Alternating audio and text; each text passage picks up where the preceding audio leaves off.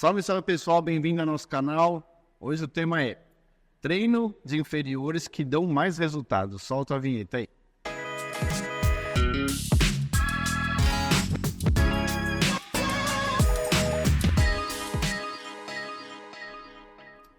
Thaís, minha amiga, vamos lá, né? Essa com certeza com você aí. Eu acho que muitas dúvidas e arroz a gente pode ter, e com certeza a nossa audiência, a mulherada principalmente, né? Acho que quer saber aí. Primeira coisa, acho que antes da gente até começar a elencar alguns exercícios, que eu acho que é legal, que creio que alguns já até tem em mente qual que você vai falar.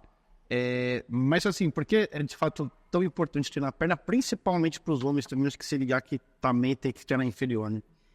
Gente, tem muitos motivos para a gente treinar membros inferiores além da estética. Para os homens, eu diria que também pela estética, né? Porque eles realmente focam um pouquinho mais em superiores e esquecem um pouquinho do treino de pernas, ou porque joga futebol e acha que isso é suficiente, ou porque realmente não gosta. Mas, enfim, estética, além da estética, a gente pode falar em estabilidade, em equilíbrio, em postura e até na harmonia do corpo mesmo, né? Você ter membros superiores e membros inferiores ali mais definidos realmente é mais bonito, então esteticamente falando é importante.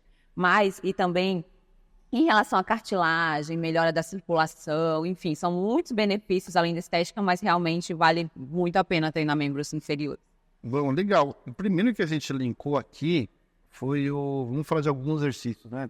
Antes disso, eu queria falar que a gente aqui está colocando alguns exercícios como principais, mas não esqueçam que é importante uma periodização de treino, que você pode dividir os seus treinos de inferiores de diversas formas. Então, assim, a gente está colocando aqui no geral que a gente considera importante, mas fora de uma periodização. Então, um exercício ali fora do contexto, mas no modo geral a gente tem uma periodização, tem exercícios que podem fazer junto com outros, que tem o resultado melhor. Então, assim, a gente está elencando exercícios específicos pela sua praticidade, pelos seus resultados realmente, mas vale a pena focar na periodização de treino, tá?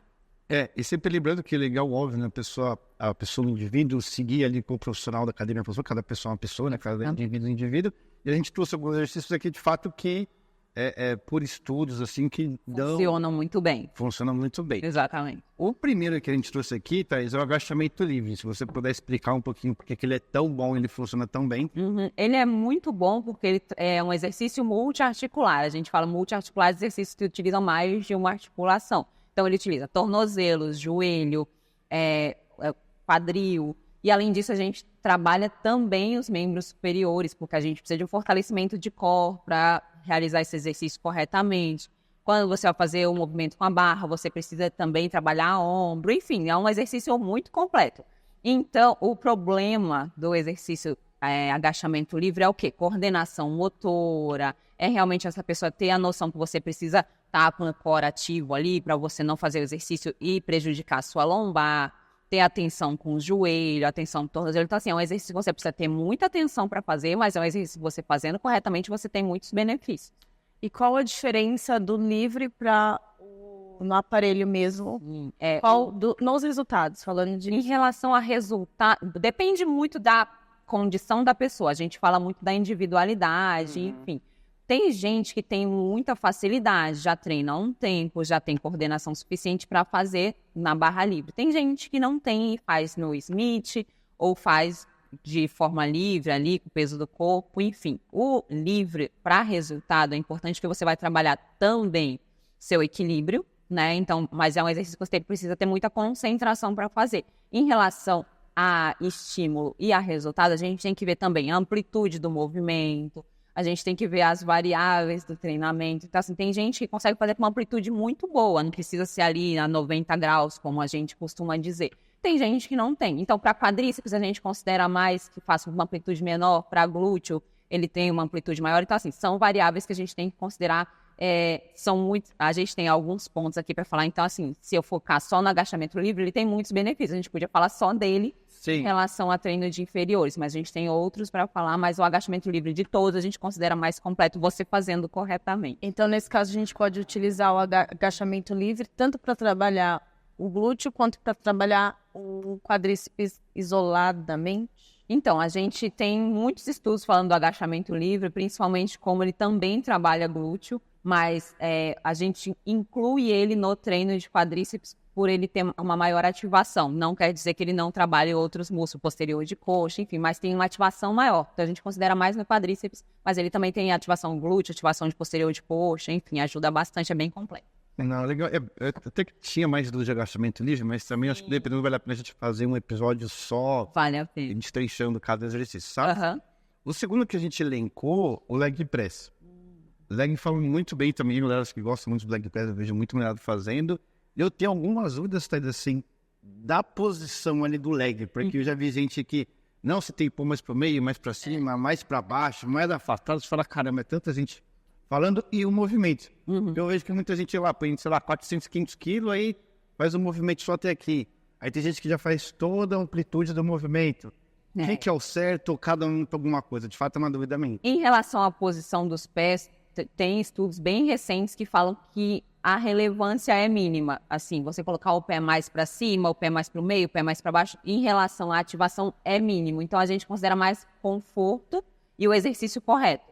Então, você colocar o seu pé num ângulo que fique a 90 graus, que fique confortável para você, tá ok. Agora, em relação ao volume de carga, que você perde amplitude, aí não compensa tanto. A gente trabalha primeiro com execução, depois amplitude, depois com carga. Então, você colocar 400 quilos e fazer com amplitude baixa, uma amplitude mínima, não vale tanto a pena, né? Porque acaba que você não recruta tanto quanto você conseguiria se você fizesse uma amplitude maior. Então, a gente considera primeiro execução, segundo amplitude, depois carga, que vale muito a pena e você tem resultados melhores do que você colocar um volume muito alto de carga para fazer um movimento parcial. Não, legal. Uma dúvida também, isso, como repetindo o que a gente falou do agachamento, acho que é legal a gente definindo fazer alguns vídeos, né, só de leg, com essas variáveis, explicando exatamente como é que funciona cada posição. O terceiro exercício aqui, que a gente elencou, foi o afundo. Já escutei o feedback de muita mulher, assim, que realmente acha que dá um resultado muito, assim, digo rápido, mas se vê um resultado no curto espaço de tempo. O fundo é muito bom, é um exercício unilateral, então você tem que ter uma consciência corporal boa, mas ele te ajuda muito em quadríceps. A gente tem o búlgaro, que ajuda um pouquinho mais para glúteo, mas a fundo é bem voltado para quadríceps. A gente coloca ele ou com halter, ou coloca no Smith também, que a gente consegue colocar um pouquinho mais de sobrecarga. Então, assim, é um exercício muito bom. Você trabalha de forma unilateral, então te ajuda não só na consciência corporal, mas também no resultado. Então, assim, é bem completo, vale a pena colocar no seu treino de quadríceps, sim.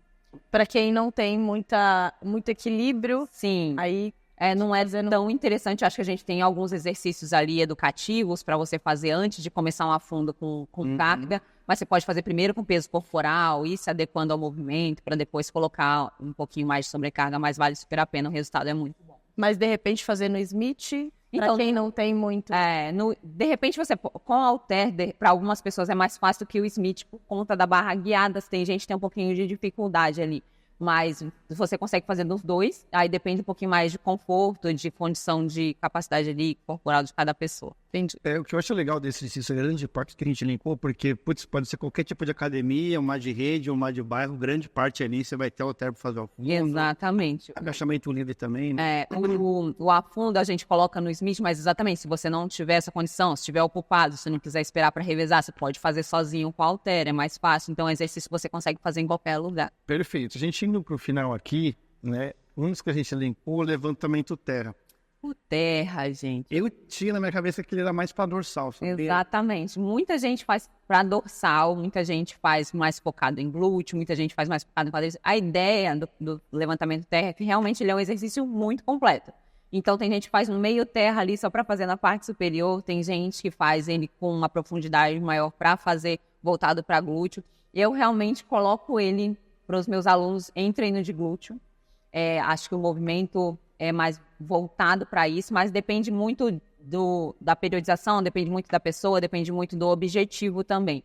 Eu considero o terra um dos exercícios mais completos, eu coloco quem tem essa coordenação, quem já tem um treinamento mais intermediário ali, vale a pena colocar sim.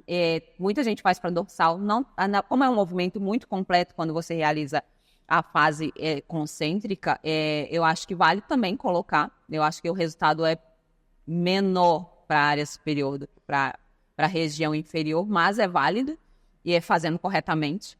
Mas eu coloco ele nos exercícios de membros inferiores dos meus alunos, sim, porque eu acho bem completo, tanto para glúteo, quanto para posterior de coxa, quanto para quadríceps. Caramba, legal mesmo. Ele é muito completo.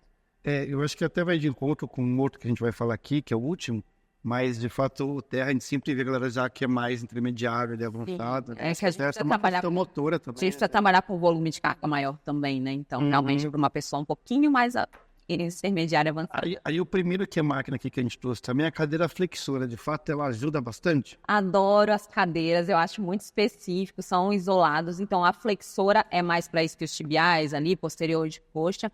E a cadeira extensora, eu acho que a gente podia até falar um pouquinho do stiff, que são alguns mais voltados para posterior de coxa, que é uma área que o pessoal não trabalha muito os multiarticulares, então trabalha com leg, trabalha com agachamento, mas evita trabalhar isolados, ou porque não tem tempo, ou porque não gosta mesmo. Então, assim, tanto o stiff, quanto flexão nórdica, quanto cadeira flexora, vale muito a pena para os seus exercícios de posterior de coxa. É uma região que a gente precisa trabalhar bem, então esses exercícios isolados de cadeira é bem válido para você colocar dentro de uma periodização com exercícios multiarticulares. É legal que você já juntou ali, porque de fato o último foi o stiff, que a gente elencou, só que é legal que deve você explicar muito bem, né, Rose? Sim. E sabe o que eu percebo quando eu faço um treino mais, assim, intenso, voltado para membros inferiores? Eu percebo que depois ainda tem um gasto. É muito mais que quando você faz de membros superiores. São exercícios mais exaustivos, você fica mais fadigado realmente se você fizer corretamente, se fizer com uma intensidade alta, com volume alto, realmente você tem um cansaço maior. Tem gente que não consegue fazer cardio depois desses treinos, porque realmente são muito exaustivos. E trabalha muito a capacidade cardiorrespiratória também, né? Principalmente os agachamentos, são coisas que a gente consegue trabalhar bastante essa parte. Se essa pessoa usar aqueles relógios, né, que faz aquelas contagens, ele até fica bem maior quando você faz um treino decente, assim, de inferior, bem mais do que de superior, você para analisar. E dependendo até da fase do paciente, quando eu trabalho com os pacientes que têm um objetivo maior nos membros inferiores, que são as mulheres, quero um bumbum na nuca, quero uma perna mais definida. A gente precisa também focar na questão da alimentação, carboidrato antes do exercício, para ter um pouco mais de rendimento. Que é um treino puxado, né? Exatamente. Treino muito pesado. Então, tem que se alimentar antes, formar o glicogênio muscular para ter um bom resultado ali no...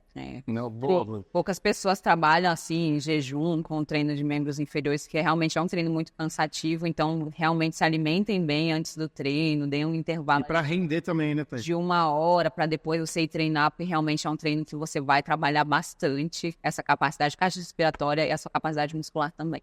Eles treinem também, né? Eu já puxei minha orelha já, mas é verdade, eu já peguei relacionado por um tempo, mas tem que fazer. Bom, pessoal, é isso. Esse foi mais um episódio, né? Exercícios de inferiores aí que dão mais resultado, Rose. Dúvidas, comenta no nosso vídeo. Curte, comenta, compartilha e ativa o sininho de notificação. É isso aí, pessoal. Valeu, até a próxima.